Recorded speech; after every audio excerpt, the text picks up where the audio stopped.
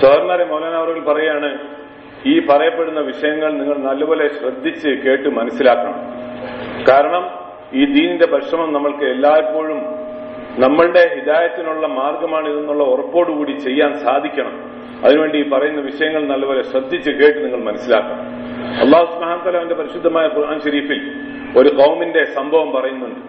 അവരെ സംബന്ധിച്ച് അല്ലാഹു തആല പറയുന്നത്, ഞാൻ അല്ലാഹു സുബ്ഹാനഹു വ തആല അവരുടെ ഹലാക്കത്തിന്റെ തീരുമാനം എടുത്തിരുന്ന ഒരു ഖൗമാണ്. അവരിലേക്ക് മറ്റൊരു ഖൗം പോയി, ഒരു സംഘം പോയി അവരെ ദഅവത്ത് ചെയ്യുവാൻ വേണ്ടി. അപ്പൊ അവരോട് ചോദിക്കപ്പെട്ടു, അല്ലാഹു സുബ്ഹാനഹു വ തആല നാശത്തിന്റെ ഹലാക്കത്തിന്റെ തീരുമാനം എടുത്തിരിക്കുന്ന ഖൗമിനെ നിങ്ങൾ എന്തിനു പിന്നെ ദഅവത്ത് ചെയ്യാൻ പോകുന്നു? അവരുടെ പാപങ്ങൾ അധികരിക്കുകയും അവർ തിന്മകൾ വളരെ വർദ്ധിച്ചു പോവുകയും ചെയ്തതിന്റെ പേരിൽ അല്ലാഹു തആല അവരെ സംബന്ധിച്ച് നാശത്തിന്റെ തീരുമാനം എടുത്തു കഴിഞ്ഞിരിക്കുകയാണല്ലോ. അങ്ങനത്തെ ഖൗമിലേക്ക് പിന്നെ നിങ്ങൾ ദഅവത്തിന് വേണ്ടി എന്തിനാണ് പോകുന്നത്? അപ്പൊ അവർ രണ്ട് മറുപടി പറയുകയുണ്ടായി. ഒന്ന്, അല്ലാഹു സുബ്ഹാനഹു വ തആല തന്നെ അവന്റെ കലാമിൽ അരുളുകയാണ്. ഒരു മറുപടി അവർ പറഞ്ഞത്, ഞങ്ങൾ അവരിലേക്ക് പോയി ആരെ സംബന്ധിച്ച് അവരുടെ പാപങ്ങൾ വർദ്ധിച്ചതിന്റെ പേരിൽ ഹലാക്കത്തിന്റെ തീരുമാനമായിപ്പോയോ, നാശത്തിന്റെ തീരുമാനമായിപ്പോയോ, അവരിലേക്ക് ഞങ്ങൾ വീണ്ടും ദഅവത്തിന് വേണ്ടി പോകുന്നത് ഞങ്ങളുടെ ഉത്തരവാദിത്വം പൂർത്തിയാക്കുവാൻ വേണ്ടിയിട്ടാണ്. ഞങ്ങൾക്ക് അള്ളാഹുവിന്റെ ഭാഗത്തു നിന്നും ഒരു ചുമതല നൽകപ്പെട്ടിട്ടുണ്ട് ദഅവത്ത് ചെയ്യുവാൻ. ഞങ്ങൾ ആ ഉത്തരവാദിത്വം പൂർത്തിയാക്കുവാൻ വേണ്ടി പോവുകയാണ്.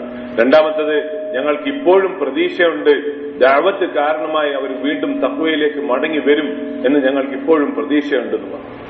അപ്പൊ സഹോദരന്മാരെ, ഈ ഉമ്മത്തിന്റെ ദീനില്ലായ്മ എത്ര തന്നെ വർദ്ധിച്ചു പോയിരുന്നാലും ശരി, ഇനി എത്ര തന്നെ അവർ നാശത്തിന്റെ വക്കത്ത് എത്തിപ്പോയിരുന്നാലും ശരി, എത്ര തന്നെ തിന്മകൾ അധികരിച്ചു പോയിരുന്നാലും ശരി, അപ്പോഴും ദഅവത്ത് കൊണ്ട് ഈ ഉമ്മത്തിൽ പ്രയോജനമുണ്ടാകാനുള്ള സാധ്യതകൾ അപ്പോഴും ബാക്കിയുണ്ട്.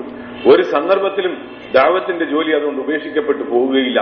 നമ്മളുടെ ചുമതല പൂർത്തിയാക്കാനുള്ള കടമ ഒരിക്കലും നമ്മൾക്ക് ഒഴിവാക്കാനും പാടില്ല. അപ്പൊ അതുകൊണ്ട് അല്ലാഹു സുബ്ഹാനഹു വ തആലയുടെ ഭാഗത്തു നിന്നും അഥവാ നാശത്തിന് തീരുമാനം വന്നുപോയിട്ടുണ്ടെങ്കിൽ, അഥവാ അല്ലാഹു സുബ്ഹാനഹു വ തആല നശിപ്പിക്കാൻ തന്നെ തീരുമാനിച്ചിട്ടുണ്ടെങ്കിൽ അത് അല്ലാഹുവിന്റെ തീരുമാനം അല്ലാഹു തആല പൂർത്തിയാക്കും. എന്നാൽ അല്ലാഹു തആല പരിശുദ്ധമായ ഖുർആൻ ശരീഫിൽ ഈ ഖൗമിന്റെ കാര്യം പറഞ്ഞിട്ട് പറഞ്ഞു, ആര് ദഅവത്തിന്റെ അമൽ പോയി ചെയ്തോ, ആര് അവരെ വീണ്ടും രക്ഷപ്പെടുത്തുവാൻ വേണ്ടി അധ്വാനിക്കുകയും പരിശ്രമിക്കുകയും ചെയ്തോ, അല്ലാഹു സുബ്ഹാനഹു വ തആല അവർക്ക് വലിയ പ്രതിഫലം നൽകുകയും അവരെ അല്ലാഹു സുബ്ഹാനഹു വ തആല നാശത്തിൽ നിന്ന് രക്ഷപ്പെടുത്തുകയും ചെയ്യും.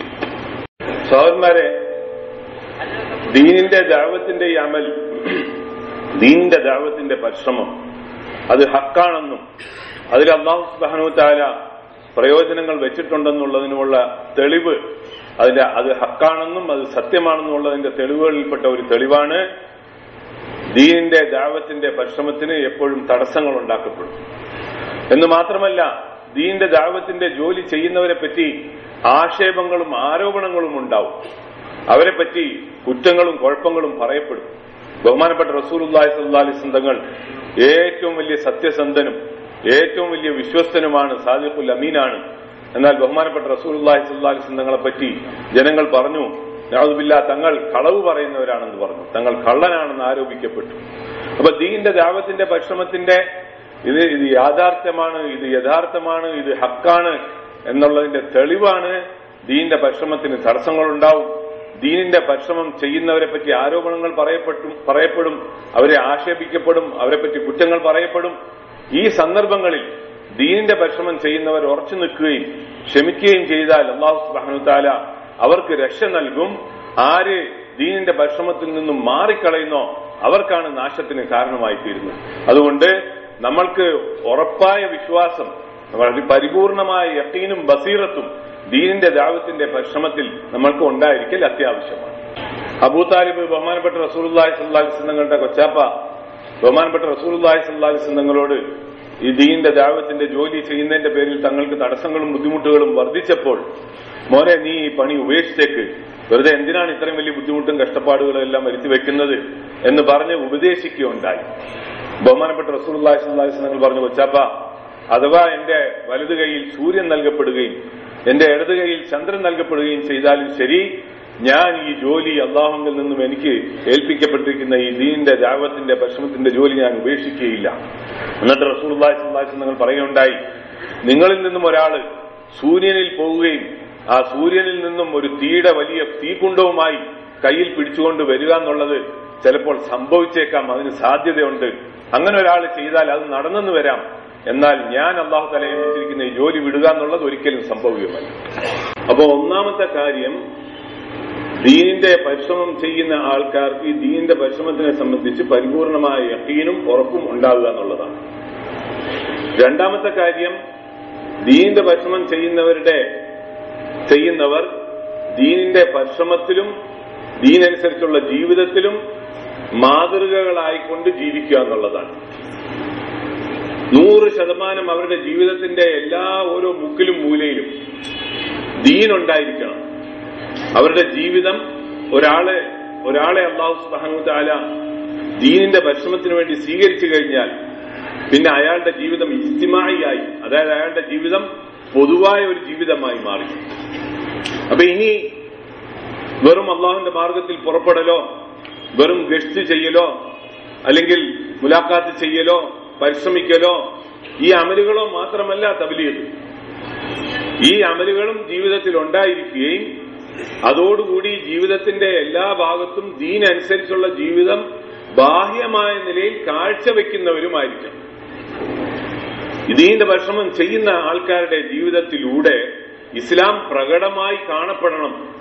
അവരെ കാണുമ്പോൾ തന്നെ മനസ്സിലാകണം, ഇതാണ് ഇസ്ലാം, ഇങ്ങനെയാണ് ദീനനുസരിച്ച് ജീവിക്കേണ്ടത്. മുആമലാത്തിൽ, മുആശറാത്തിൽ, അഖ്ലാഖിൽ, കൊടുക്കൽ വാങ്ങലുകളിൽ, എല്ലാ കാര്യങ്ങളിലും ദീൻ പ്രകടമായി കാണപ്പെടണം. കാരണം ഇനി ഇവരുടെ ജീവിതം കാരണമാണ് ദീനിന്റെ പരിശ്രമത്തിന്റെ പുരോഗതിക്കും ഇതിന്റെ അധപ്പതനത്തിനും നാശത്തിനും. പൊതുജനങ്ങളുടെ കയ്യിൽ ദീനിന്റെ പരിശ്രമത്തിന്റെ മൈതാനമില്ല. ദീനിന്റെ പരിശ്രമത്തിന്റെ മൈതാനം ദീനിന്റെ പരിശ്രമം ചെയ്യുന്നവരുടെ കയ്യിലാണ്. പൊതുവായ ജനങ്ങൾ ഈ ദീനിന്റെ പരിശ്രമം ചെയ്യാത്തവരെ കൊണ്ട് ഈ പരിശ്രമത്തിന് യാതൊരു നഷ്ടവും സംഭവിക്കാൻ പോകുന്നില്ല. എന്നാൽ ദീനിന്റെ പരിശ്രമം ചെയ്യുന്നവരുടെ ജീവിതത്തിൽ ഉണ്ടാകുന്ന പാകപ്പിഴകളും ഇവരിൽ നിന്നും ഉണ്ടാകുന്ന ഉസൂലുകേടുകളും കാരണമായി ദീനിന്റെ പരിശ്രമത്തിൽ വലിയ നഷ്ടമുണ്ടാകാനുള്ള സാധ്യതയുണ്ട്. അതുകൊണ്ട് നമ്മളുടെ സ്വന്തം ജീവിതം, ആ ജീവിതത്തിന്റെ എല്ലാ ഭാഗങ്ങളും പ്രകടമായ നിലയിൽ തന്നെ ദീനിനെ ബാഹ്യമായ നിലയിൽ ജനങ്ങൾക്ക് മനസ്സിലാക്കാൻ സാധിക്കത്തക്ക നിലയിൽ നമ്മളുടെ ജീവിതത്തിന്റെ എല്ലാ കാര്യങ്ങളിലും ദീൻ പ്രകടമായി കാണും. അല്ലാഹു സുബ്ഹാനഹു വ തആല ഇബ്രാഹിം നബി അലൈഹി സ്വലാത്തു വസ്സലാമിനെ പരീക്ഷിച്ചു. ആ പരീക്ഷണങ്ങളിൽ ഇബ്രാഹിം നബി അലൈഹി സ്വലാത്തു വസ്സലാം പരിപൂർണരായി.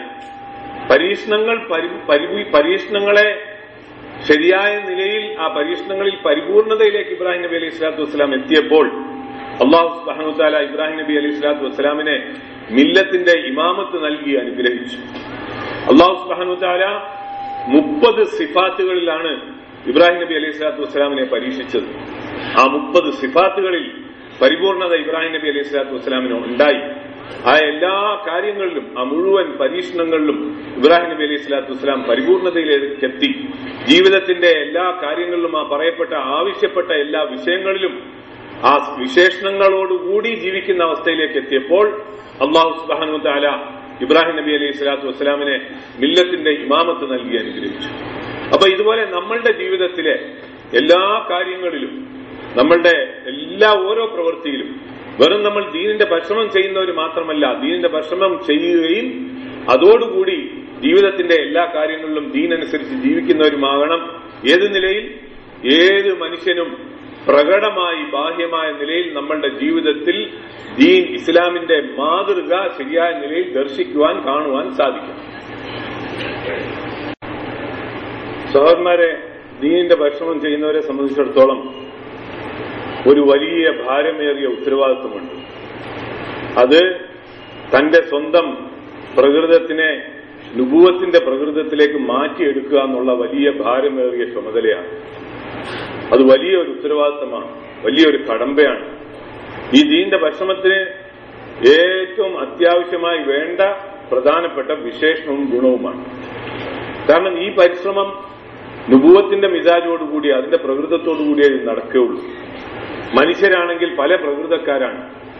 വക്കീലും ഉണ്ടാവും, രാഷ്ട്രീയക്കാരനും ഉണ്ടാവും, കച്ചവടക്കാരനും ഉണ്ടാവും, തൊഴിലാളിയും ഉണ്ടാവും, വലിയ ഗവൺമെന്റിന്റെ ഉദ്യോഗസ്ഥന്മാരും ഉണ്ടാവും, ഭരണത്തിൽ പങ്കുകൊള്ളുന്നവരുണ്ടാവും.